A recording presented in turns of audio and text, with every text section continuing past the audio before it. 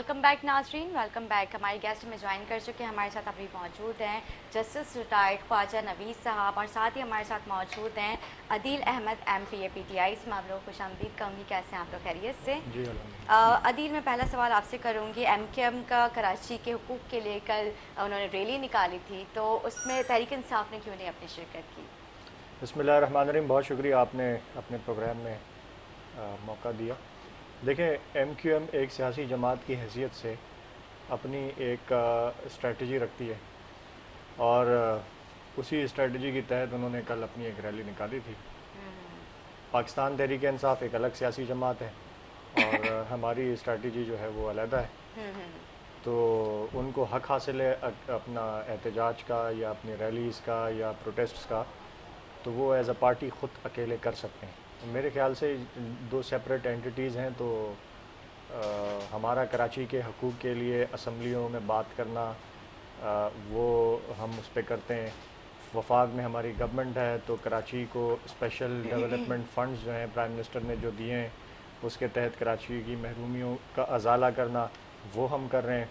इसके अलावा peoples party जो कराची को नज़रअंदाज करती है, उनके ख़िलाफ़ आवाज़ उठाना वो भी हम कर रहे हैं। तो हमारी एक अलहदा स्ट्रेटजी, MQM की अलहदा स्ट्रेटजी। लेकिन ये रैली तो उन्होंने कराची के अवाम के लिए, कराची के हुकूक़ के लिए निकाली थी, तो इसमें मुझे लगता था कि शायद हो सकता है और भी दीगर जमातें इसमें उनका साथ देती, लेकिन ऐसा मुझे नज़र नहीं आया कल। देखें, Pakistan Tehreek Insaf as a federal party, जो कि वफाक में हम MQM हमारी इत्तेहादी भी है, तो कराची के जितने बड़े इश्यूज़ हैं उस पर हम एक हैं एज़ अ फेडरल हुकूमत। उसमें चाहे सिंध गवर्नमेंट के साथ मिलकर एक स्पेशल डेवलपमेंट पैकेज लाना हो, जो कि प्राइम मिनिस्टर ने 1100 अरब का अनाउंस किया, जिसमें सिंध गवर्नमेंट और फेडरल गवर्नमेंट दोनों इश्तराक से जो है वो कराची में मेगा प्रोजेक्ट्स कर रहे हैं, जो कि चल रहे हैं, इन प्रोग्रेस हैं। इसी तरीके से हमारे अपने जो MNAs हैं, जो हमारे जिन कॉन्स्टिट्यूंसी से हम जीते हैं, वहाँ पे लोकल गवर्नमेंट नेचर के तरक्याती काम जो फेडरल गवर्नमेंट के SDG फंड से हो रहे हैं, वो भी हमारी कराची के हकूक़ के लिए या कराची के महरूमियों का अजाला करने के लिए वो भी हमारा उस तरह से चल रहा है। फिर हम सिंध में अपोजिशन में, MQM भी हमारे साथ अपोजिशन में, तो बजट के दौरान और वैसे भी सिंध असम्बली में कराची के हकूक़ की आवाज़ बुलंद करना, वो भी हम उस पर भी हम साथ हैं। लेकिन ऑन ग्राउंड, हाँ, लेकिन ऑन ग्राउंड हर सियासी जमात को, जैसे PSP वो अपना अलहदा बैनर्स आवेज़ा करती है, जमात इस्लामी अलहदा अपने बैनर्स आवेज़ा करती है, MQM अपने अलहदा रैलीज़ निकालती है। इसी तरीके से तहरीक इंसाफ अपनी अलहदा स्ट्रेटजी रखती है। ठीक है जी। ख्वाजा साहब, मैं आपसे सवाल करना चाहूँगी। कल एक बार फिर से महाजर सूबे का नारा लग चुका है और कहा गया इधर तुम इधर हम, तो क्या लगता है कि आपको एक वाहिद जो है महाजर सूबा ही हल है, या फिर इसके अलावा कोई और भी हल हो सकता है? बात यह है कि अब ये बहुत अरसे से हम ये महाजर सूबे की बात सुन रहे थे। उससे बहुत पहले जब हम जवान होते थे, तो उस ज़माने में कोई साहब थे, उन्होंने एक बाकायदा तहरीक चलाई थी कराची सूबा, कि सिर्फ कराची को भी बनाया जाए अलग सूबा। और फिर ये अभी कल की जो रैली है, उसमें MQM के जो भी कायदीन हैं, उन्होंने महाजर सूबे की बात की है। तो बात यह है कि वो इनके ग्रीवेंसेस अपने हैं, ख़ास तौर पे नौकरियों के हवाले से। जो नौजवान बच्चे हैं कराची के, वो डिग्रियां लेके बेचारे दर दर फिर रहे हैं और उनको नौकरी नहीं मिलती, और इंटीरियर से या दूसरी जगह से लोग जो है बकौल इनके, और जो बात भी है कि जाली डोमिसाइल बनाकर और वो इनके कोटे पे आके, और अव्वल तो इनका कोटा ही बेचारों का ले दे के कुछ है ही नहीं, और जो है भी उस पर भी दूसरे लोग भर्ती हो जाते हैं। तभी तो फिर ये वो कहते हैं ना, तंग आमद और बजंग आमद। तो अब ये हालात इनके लिए पैदा किए जा रहे हैं। तो अल्लाह करे कि ये हालात बेहतर हो जाएं, क्योंकि हमने अपनी आंखों से अपनी जवानी में मशरकी हिस्सा पाकिस्तान का जाते हुए देखा, और ऐसे ही मजाक मजाक में ही चला गया। शेख मुजीब ने नारे लगाए, और शेख मुजीब को पहले उठा के हमने गद्दार कहा, फिर गद्दार करके अपने यहाँ बंद कर दिया। वो यहाँ जेल में था, और जेल में रहते रहते वो बंगला बंदू बन गया। पता चला कि मशरकी हिस्सा पाकिस्तान का हमसे जुदा हो गया। सारा कुछ मजाक मजाक में ही हो गया। ठीक है जी। और इधर उधर से जुमले आते रहे कि इधर तुम उधर हम, और जो जाएगा उधर इजलास में उसकी टांगें तोड़ देंगे। तो ये सारे किस्से, हम तो उस जमाने जवान थे। अच्छा, ये तो उस वक्त इनको भी यही नारा लगाया हाँ, गया था, इधर लतीफ़े से बन उधर, के हम ये लतीफ़े समझ के पढ़ते थे। और ये बड़ा अखबार था कराची का, जंग, इसको हम पढ़ते थे। फिर वो आते थे अखबार उर्दू के, सदाकत, अमन, बड़ी तफसील से उसमें कहानियाँ होती थी, तो वो पढ़ते थे। लेकिन वो पढ़ते ही पढ़ते पता चला क्योंकि कि अभी ये मेरा तो कादिर बंधु खेल साहब से भी यही सवाल था, ये पहले भी एक दफ़ा नारा लगाया गया था, आज फिर से एक दफ़ा, मतलब कल फिर से एक दफ़ा ये नारा लगाया गया, तो कहते हैं कि हम ये पहला नारा कभी भी नहीं लगा। क्या इधर ये इधर किसने तो- लगाया है ये नारा? भुट्टो साहब के दौर में लगा था, भुट्टो 70 के साहब ने दहाई, तो वो कहा था ना 70 के ईस्ट दहाई में लगा पाकिस्तान था। में शेख मुजीब को कहा था, क्योंकि शेख मुजीब उनको कहता था कि आप आओ असेंबली में बैठो और अपोजिशन लीडर बनो, जैसे आजकल शहबाज शरीफ बना हुआ है। जी हाँ। तो भुट्टो ने कहा नहीं, मुझे इख्तदार में हिस्सा दो। उसने कहा भी किस चीज़ का हिस्सा दूं, मेरी 200 पता नहीं कितनी सीटें हैं, तुम्हारी 80 के 90 सीटें हैं, तो आप आ जाएं अपोजिशन में बैठ जाएं। इन्होंने कहा नहीं, इन्होंने अपोजिशन में बैठना गवारा नहीं किया, इन्होंने मुल्क ही तोड़ दिया। तो उसके बाद उन्होंने कहा उधर तुम, इधर हम, वो वहाँ वज़ीर आज़म हो गया, ये यहाँ वज़ीर आज़म हो गए। और बस फिर अल्लाह ताला रहम करे, उसके बाद क्या हुआ वो ठीक आगे है की जी कहानी आपको अदील, आती है। बिल्कुल जिस तरह से आपने देखा कराची में मसाइल का अंबार लगा हुआ है, वज़ीर आज़म इमरान खान साहब का ऐलान करदा जो उन्होंने अपनी रकम कहा था, तो वो कहाँ है सब तक, इसके लिए सवाल क्यों नहीं होता है? देखिए, आपने जो बात की कि कराची सूबे का नारा लगाया गया है या कराची को अलहदा करने का नारा लगाया गया है, तो मेरे ख्याल से कराची के मसाइल का हल इसमें नहीं है। जी। कराची के मसाइल का हल जो है वो इसमें है कि वफाक में भी एक ही जमात की गवर्नमेंट हो, जो जो कैपेबल हो, जो काम करने की सलाहियत रखती हो हुकूमत, और जिसकी विल हो काम करने की। ठीक है। उसी नेशनल जमात की सूबे के अंदर भी हो हुकूमत, और उसी जमात की लोकल गवर्नमेंट की भी हो। तो तीनों सतह की, तीनों टेयर्स की जो गवर्नमेंट्स हैं वो एक नेशनल जमात की जब आएंगी तो कराची के मसाइल का हल जो है वो मुमकिन हो सकेगा। आज तक होता ये रहा है, लोकल गवर्नमेंट में कोई और जमात, सिंध गवर्नमेंट किसी और की, फेडरल में कोई और, तो आपस में ये इख्तियारात और आपस में ब्लेम गेम में ही जो है वो सारा वक्त गुजर जाता है। जहाँ तक बात है फेडरल गवर्नमेंट ने, प्राइम मिनिस्टर ने जो कराची के लिए पैकेजेस दिए या जो यहाँ पे तरक्याती काम चल रहे हैं, उसके बारे में अक्सर लोग सवाल करते हैं कि वो कहाँ हैं, वो किधर हैं। तो देखें, मैं ये समझता हूँ कि पहली मर्तबा फेडरल गवर्नमेंट ने, और ऐसी गवर्नमेंट जिसकी सूबे में हुकूमत ना हो, उनका कोई इंटरेस्ट नहीं होता, जब फेडरल गवर्नमेंट की सूबे में हुकूमत नहीं होती तो वो उस सूबे में इन्वेस्टमेंट नहीं करते।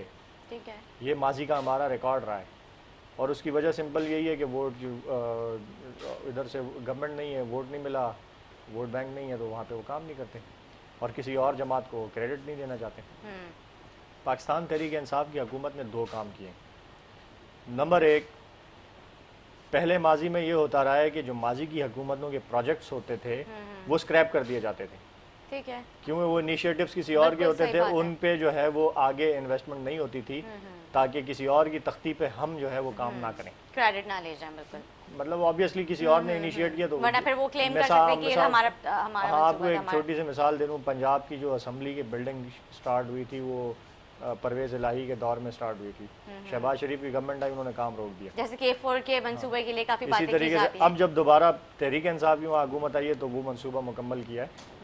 इसी तरीके इसी से तरह कोई एक अस्पताल भी था, वो शायद परवेज इलाही ने शुरू किया था, बंद कर देते और हैं। तकरीबन मुकम्मल हो गया था। इतने में शहबाज शरीफ की हुकूमत आ गई, वो पता नहीं 6 साल अस्पताल ही बंद वो रहा। नहीं करते उस पर इन्वेस्टमेंट। तो तहरीक इंसाफ की गवर्नमेंट ने दो काम किए। एक तो जो पहले के इनिशिएटेड प्रोजेक्ट्स थे उनको बंद नहीं किया। ठीक है। उनके लिए पहली माजी में जो फंड्स नहीं लगते थे वो एलोकेट किए, जैसे ग्रीन लाइन के प्रोजेक्ट है, पहले इसका प्रोजेक्ट शुरू हुआ हमारे आने से पहले, बंद हुआ पड़ा हुआ था क्योंकि एलोकेशंस नहीं थी, पैसे नहीं मिल रहे थे। उनके लिए पैसे एलोकेट किए जो कि कराची के मेगा प्रोजेक्ट के अंदर उसको शामिल किया ठीक गया। है। इसी तरीके से K4 का मंसूबा 12 साल से चलता हुआ आ रहा था। वफाक ने पिछली गवर्नमेंट्स में उस पर जो आधे पैसे लगाए वही लगे, आगे कुछ काम नहीं हुआ। उसकी दोबारा स्टडीज़ करवाना, वापदा का टेक ओवर करना, अब उसको फेडरल गवर्नमेंट फुली फंड कर रही है और उस प्रोजेक्ट को वो करेगी। इसी तरीके से कराची का KCR का मंसूबा है जो कि फेडरल गवर्नमेंट उसको कर रही है। इसी तरीके सिंध में गवर्नमेंट नहीं है तहरीक इंसाफ की, लेकिन कराची में जब बारिशें हुई, कराची पूरा डूबा, तो पता चला कि नाले इनक्रोच्ड हैं, नालों की सफाई नहीं होती।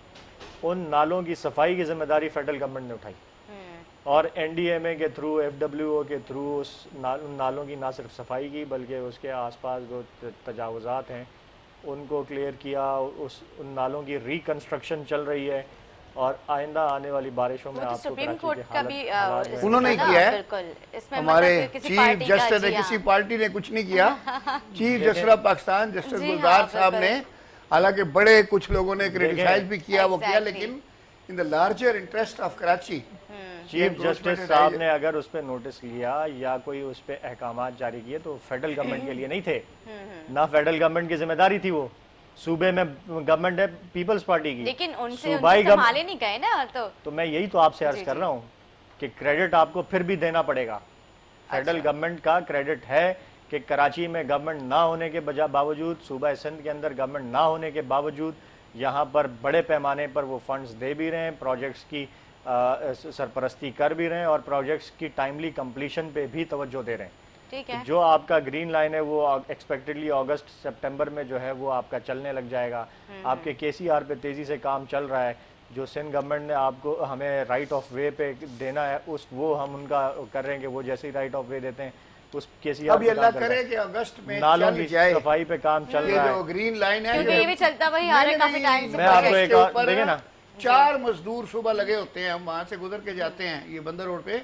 अब इसमें एक मशीन होती है, वो बंद पड़ी होती है और 3-4 मजदूर उधर खड़े हुए होते हैं। मैं आपको एक और ये मिसाल चल रहा है देता हूँ प्रोजेक्ट। छोटी जी सी। हाँ बिल्कुल। एक और आपको छोटी सी मिसाल देता हूँ। सूबा सिंध में पिछले 13-14 सालों से एक ही पार्टी की गवर्नमेंट है और यहाँ पे कोई रेस्क्यू सर्विस नहीं, कोई एम्बुलेंस सर्विस नहीं, कोई फायर ब्रिगेड का सिस्टम जो है वो नहीं था। फेडरल गवर्नमेंट ने, जब हमें पता चला कि कराची में फायर ब्रिगेड्स ही नहीं है, प्राइम मिनिस्टर इमरान खान ने 52 फायर टेंडर्स कराची को दिए। जब बिलावल हाउस में पिछले दिनों आग लगी, सोशल मीडिया सेल में उनके उसी फायर टेंडर से आग बुझाई गई और फिर सवाल पूछते हैं कि वफाक ने क्या किया कराची को। फिर सवाल पूछते हैं वफाक ने क्या किया, यानी अपने घर में आग लगी है उसके लिए फायर टेंडर वजीर आजम इमरान खान का दिया हुआ वफाकी हुकूमत का, उससे आग बुझा रहे हैं और उधर ही खड़े होकर पूछते हैं क्या किया वफाक ने। ठीक है, तो मेरे ख्याल से ये बार बार ये बात कहना कि वफाक ने कुछ नहीं, कभी भी तारीख में कभी नहीं हुआ कि सूबे में हुकूमत ना और फेडरल गवर्नमेंट उस सूबे में इन्वेस्ट करे, लेकिन हमने किया। इसके अलावा लोकल गवर्नमेंट नेचर के जितने काम है, पिछले आपने देखा होगा 10-12 सालों से कराची में कोई काम नहीं हुए, ना कोई सीवरेज की लाइन की मुरम्मत हुई, इसका तो ना बहुत किसी ही बुरा हाल पानी है। की लाइनों पे इन्वेस्टमेंट हुआ, ना सड़कों पे कोई इन्वेस्टमेंट हुई, ना पार्क्स और ग्राउंड्स पे कोई इन्वेस्टमेंट हुई। पहली मरतबा federal government federal SDG fund से एमएनएस की इस रिकमेंडेशंस पर जो है वो लोकल गवर्नमेंट नेचर के काम करें। मेरी कॉन्स्टिट्यूंसी में काम हो रहे हैं, लोग खुश हैं। आप जाके कैमरा लेके जाएं, आप ज़रा उन इलाकों में सर्वे करें जहाँ फेडरल गवर्नमेंट काम करवा रही है, बेसिक बुनियादी काम। सीवरेज की लाइनें चेंज कर रहे हैं हम, पानी की पीने का पानी नहीं है लोगों के पास, वो लाइनें डाल रहे हैं, सड़कों की मुरम्मत का काम कर रहे हैं, पार्क्स और ग्राउंड्स पे काम कर रहे हैं। इससे वहाँ के लोग, लोकल लोग कराची के खुश नज़र आ रहे हैं कि पहली मरतबा 10-12 सालों बाद अब तक तकरीबन 10 अरब रुपए के काम हो चुके हैं। Very good. 10 अरब रुपए के यहाँ पे काम कुछ प्रोजेक्ट्स ऐसे लोकल- भी हैं जो एमएनएस ने आपके नहीं, स्टार्ट तो ये किए पैसे हैं, लोकल फेडरल गवर्नमेंट लेकिन बकौल गवर्नमेंट उनके के कि हमारे पास थ्रू डिस्पर्स महदूद होते हैं। फंड है। जी जी ये बिल्कुल होते पैसे हैं। गवर्नमेंट फेडरल के फेडरल गवर्नमेंट के डिस्पर्स थ्रू होते हैं। अच्छा, पीडब्ल्यूडी एक इदारा वो है, कर रहा है। अच्छा अच्छा। फेडरल गवर्नमेंट का एक लेकिन इदारा उनके है, वर्क्स का। पीडब्ल्यू जो आपका इदारा है, इसमें वो कहते हैं कि उनके जो इंजीनियर्स हैं, आप लोगों के जो कॉन्ट्रैक्टर्स भी हैं वहाँ पे, उन्होंने अपने पास जो रखे हुए प्राइवेट कॉन्ट्रैक्टर्स भी वो होते हैं, हमें पैसे ही नहीं दिए जा रहे हैं, आगे से हमारे पैसे रोक लिए गए। नहीं, इस तरह की कोई वो आहिस्ता रिलीज होते कोई हैं पैसे नहीं रुकते जब तक आपका काम नहीं होता ना। आप फॉर एग्जांपल एक कॉन्ट्रैक्टर आधे में काम बंद कर दे या उसकी क्वालिटी ऑफ काम की ठीक ना हो, फिर तो उसके पैसे रुकने। और अगर फिर तो- क्वालिटी भी वो सही दे रहा है, सब चीजें कर रहे हैं। सब कॉन्ट्रैक्टर्स को पैसे अच्छा, मुझे मिलते हैं। एक सवाल यहाँ पर पूछना है, पिछले क्योंकि साल के अक्सर जो- मैंने देखा है यहाँ पे प्रोजेक्ट्स जो है ना वो बीच में रोक दिए जाते हैं और जब मुझसे सवाल होता है, मतलब स्कीम 33 में 2-3 तरह के प्रोजेक्ट्स चल रहे हैं, उनके जो कॉन्ट्रैक्टर हैं वो कहते हैं हमें तो आगे से उन्होंने फ्यूल के पैसे ही नहीं दिए हुए एमएनए साहब के बजट से, तभी तक हमारे पास कोई अभी तक अमाउंट ही नहीं आया है। झूठ बोलते हैं। होता यह है कि इनकी जो कंप्लीशन होती है, जब ये प्रोजेक्ट को कंप्लीट करते हैं तब इनको पैसे मिलते हैं।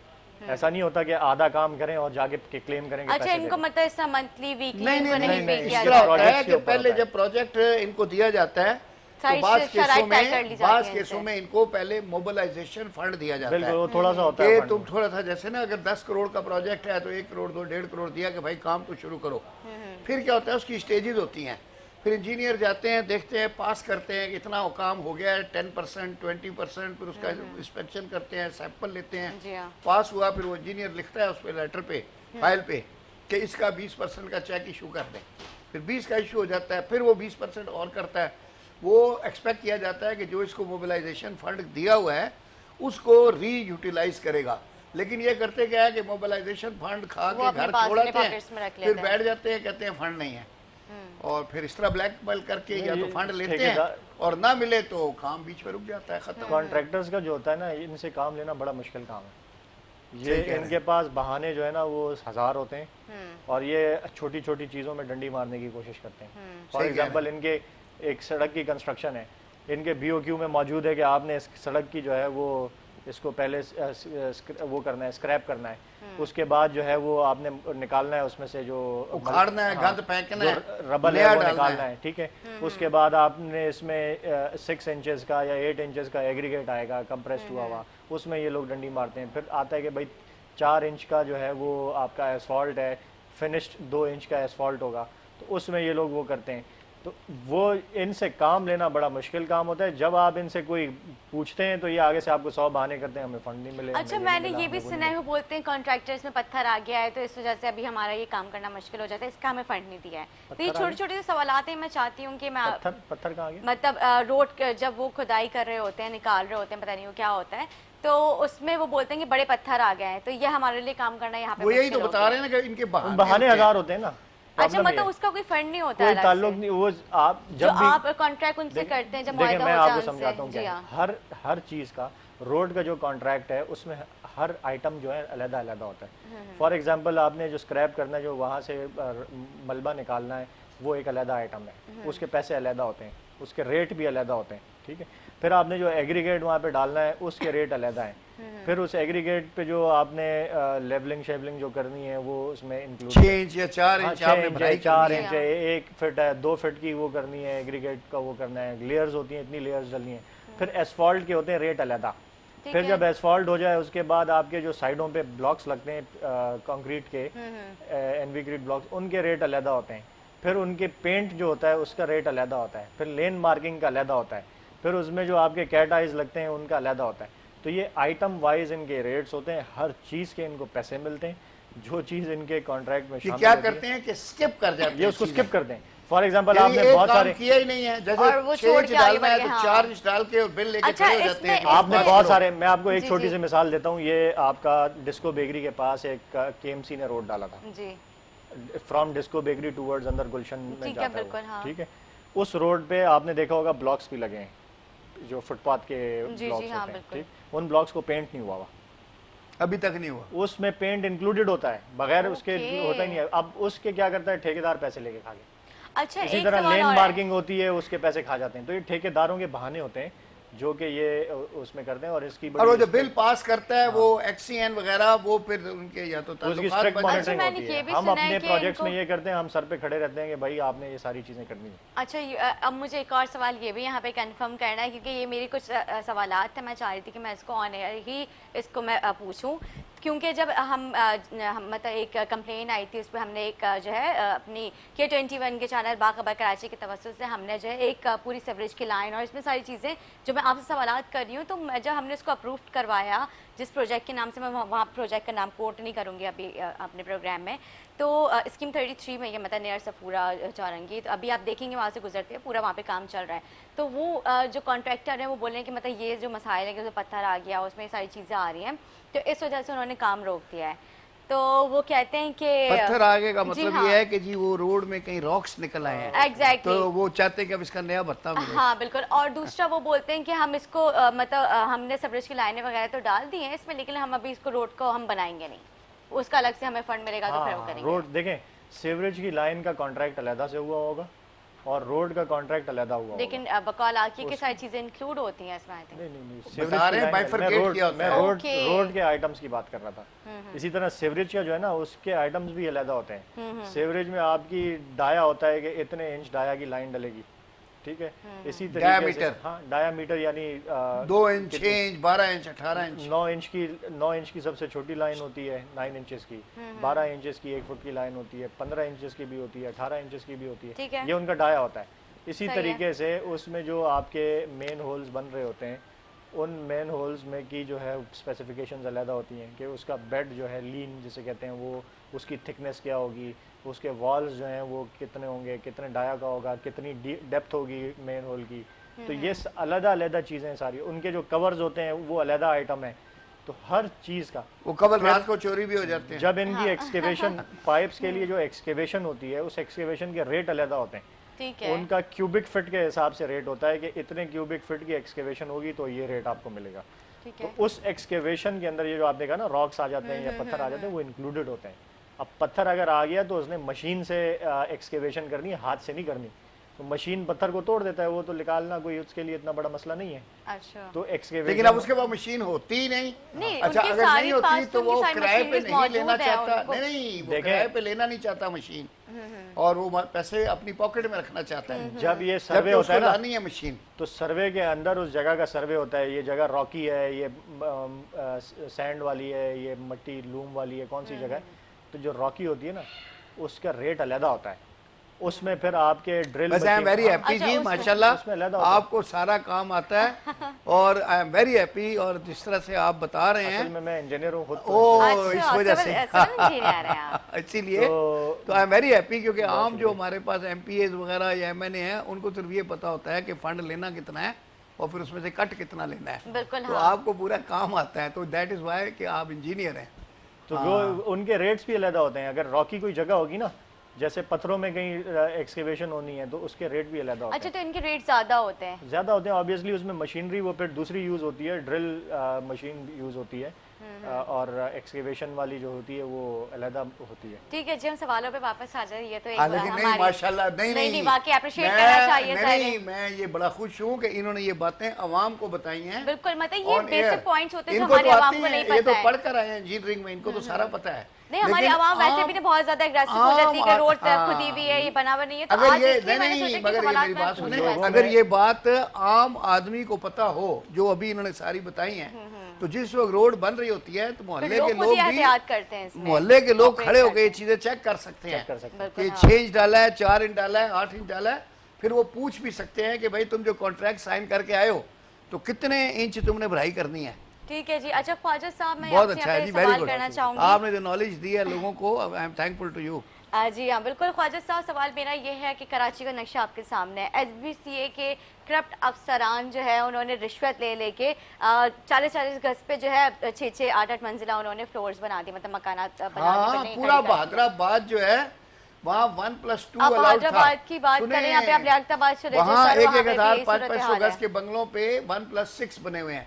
ऊपर के 4 फ्लोर सब जाली हैं, और वो सारे गिरने हैं। अभी नेक्स्ट टाइम चीफ जस्टिस साहब आएंगे तो इंशाल्लाह उनके नॉलेज में लाएंगे कि ये सारे फ्लोर जो ऊपर जाली बने हुए हैं बगैर किसी अप्रूवल के।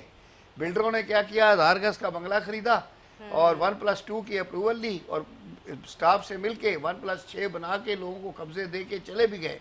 अच्छा अब सर, जो बंदा 5वीं 6ठी मंजिल पे रह रहा है, वो समझ रहा है ये घर मेरा है। वो उसका घर नहीं है, वो तो हवा में है, बिल्कुल आपकी बात ठीक है, लेकिन यहाँ पे सवाल मेरा ये था कि उसका उसका जवाब- अप्रूवल ही नहीं है। मेरा सवाल ख्वाजा साहब आप सुन लें गौर से। मेरा सवाल ये है कि जो करप्ट अफसरान हैं उनके खिलाफ हमारी कोर्ट, हमारे मतज़ाहिर है, ये सवाल आपसे भी हमारा प्रोविंशियल एंटी करप्शन डिपार्टमेंट है। जरूरी नहीं है कि हर आदमी को आके नैब ही पकड़े। तो ये छोटे मोटे काम, ये NBAD क्या होते हैं, ये हाउस बिल्डिंग, ये कौन सी है, SBCA के जो अफसर हैं, इनको पकड़ने के लिए एंटी करप्शन पुलिस काफ़ी है। लेकिन मसला क्या है कि एंटी करप्शन वालों का भी भत्ता फिक्स होता है, और वो एक्शन ना लेने के पैसे लेते हैं। ओके जी जी, वो सिर्फ एक्शन वहाँ लेते हैं जहाँ पैसे नहीं मिलते। और ये चीज़ देखनी है प्रोविंशियल गवर्नमेंट को, चीफ मिनिस्टर को, अच्छा, नहीं, कंसर्न अदील मिनिस्टर को, आपके भी सेम मेरा कंसर्न सवाल मिनिस्टर आपसे जो भी भी है, हाउसिंग का या जो भी है, मुझे तो नहीं पता, इनको पता होगा, MP है, कि वो जाके पता करे कि भाई ये एंटी करप्शन पुलिस क्यों सोई हुई है। इतनी हमने एंटी करप्शन पुलिस पाली हुई है। वो सिर्फ जाके जब मुख्तलिफ जगहों पे अपनी मंथली लेकर आते हैं, और वो मंथली जो है वो पूरा हर महकमे में वहाँ उनके पैसे बांधे हुए हैं।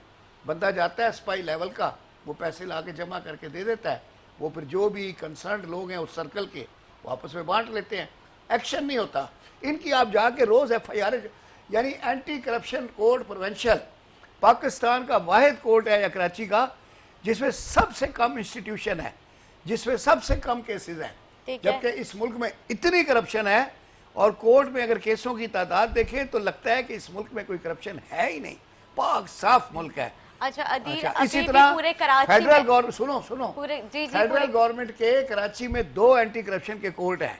फेडरल गवर्नमेंट के हर महकमे में दबा के करप्शन हो रही है, लेकिन मजाल है कि कोई FIR आ जाए। नहीं, वो बेचारे बिल्कुल नैब FIR वाले लोग ही कर रहे हैं, जो पकड़ते हैं, परेशान है लोग कर रहे हैं। आप नैब ऐसे वाले MP है, पकड़ते हैं इस्लामाबाद आपने से अपने आके। इलाके में कितने इस तरह की जो गैर कानूनी मकानात तामीरात हो रही है उस पर नोटिस लिया है?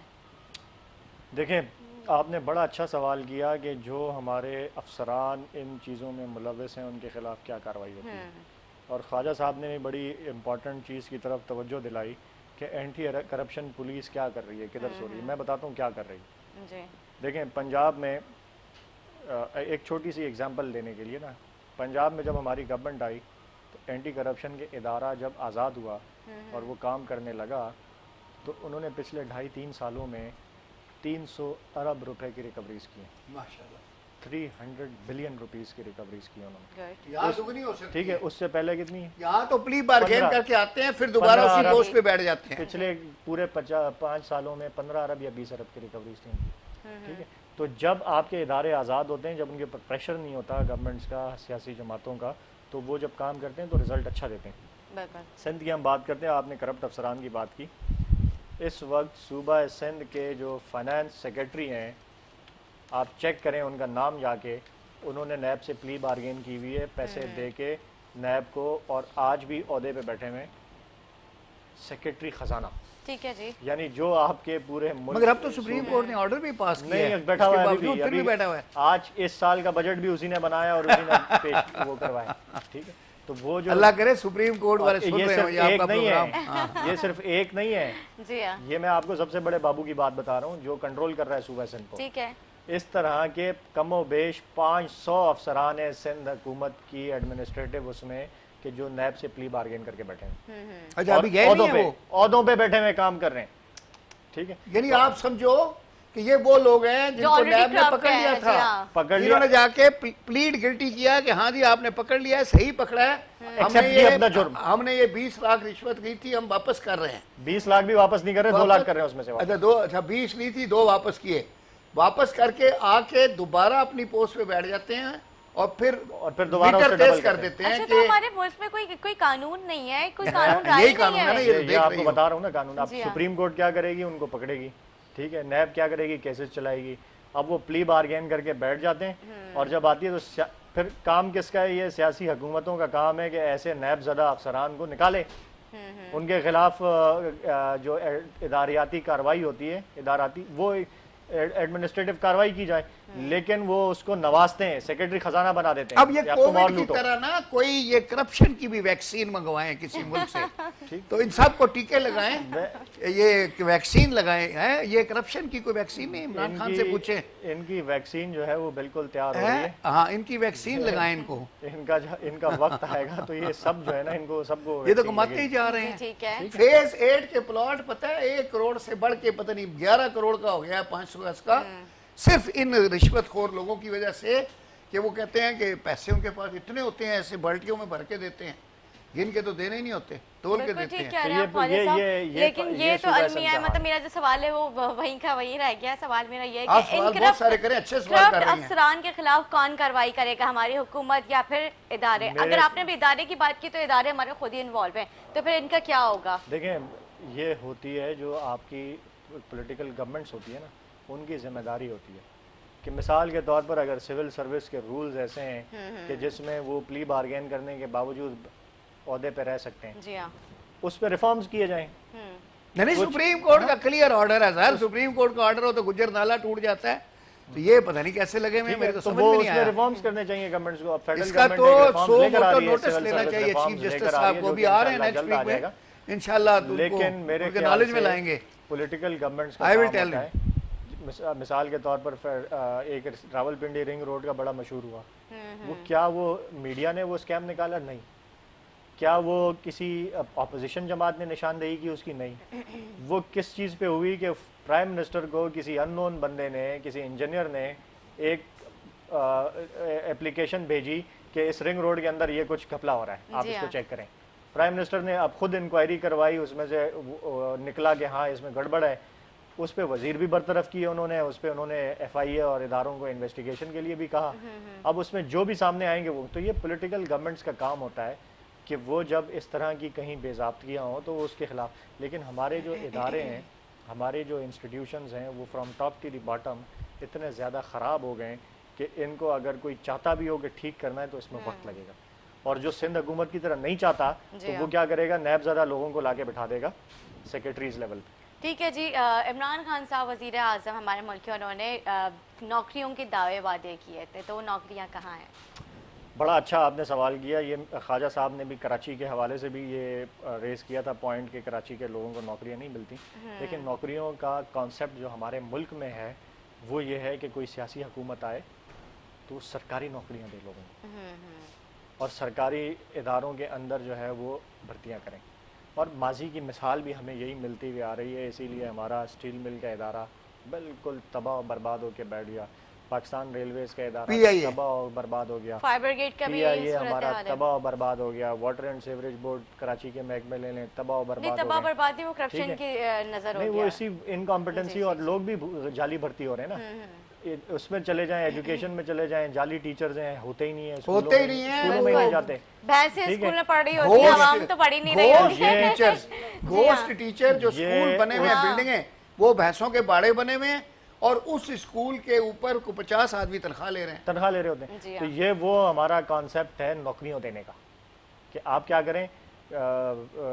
PTV का इदारा देख लें, ठीक है, आप बाकी नेशनल इदारे जितने भी हैं सबका हाल यही है।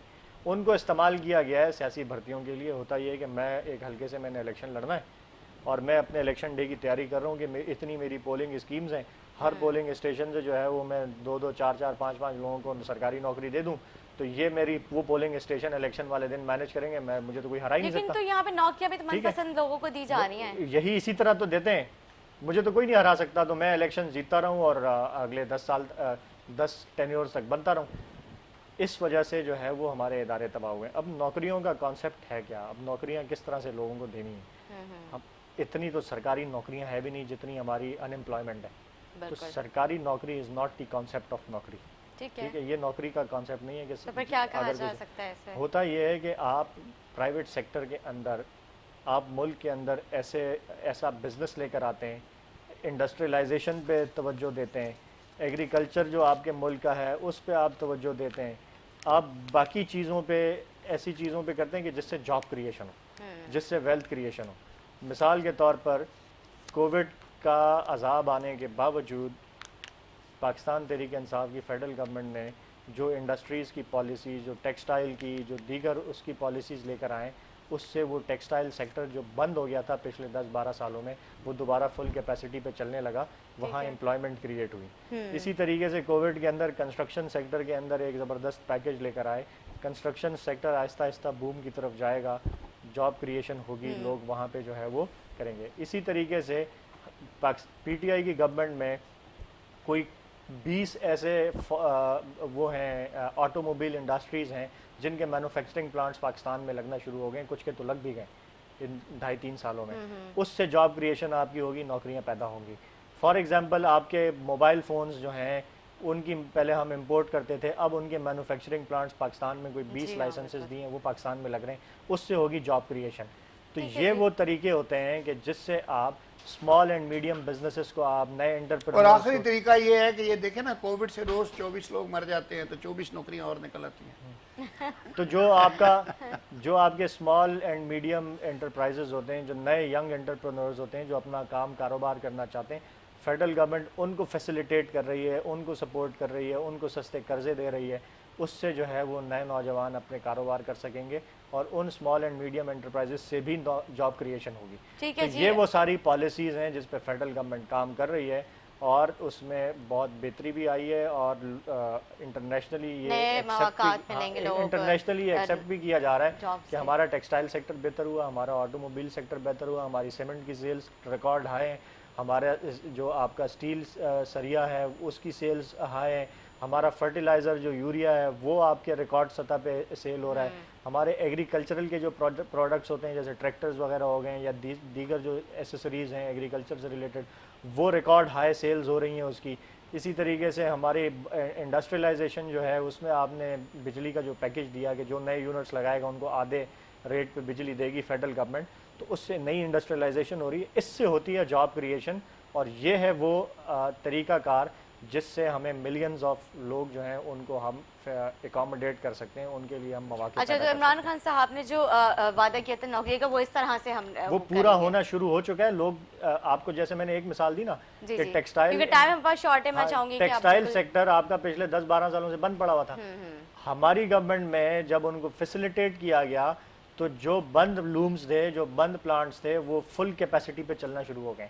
उनके पास लेबर शॉर्ट हो गई, यानी जो आपकी स्किल्ड लेबर होती है टेक्सटाइल की, वो कोई 2 लाख लेबर फैसलाबाद में और इधर उधर जो टेक्सटाइल इंडस्ट्री वो ढूंढ रहे हैं कि लेबर उनके पास कम पड़ गई है। तो इस तरीके से जो है वो इंडस्ट्री ऑटोमोबाइल सेक्टर में भी, इसी तरीके से यूरिया के सेक्टर में भी, सीमेंट सेक्टर में भी, कंस्ट्रक्शन के जो इंडस्ट्री है सिविल की उसमें भी, सब जगह पे जो है वो जॉब क्रिएशन हो रही है। ठीक है जी अदील, आपका बहुत बहुत शुक्रिया, आपने अपना कीमती वक्त दिया। ख्वाजा साहब मैं आपका भी बहुत शुक्रिया अदा करूंगी, आपने भी अपना कीमती वक्त दिया।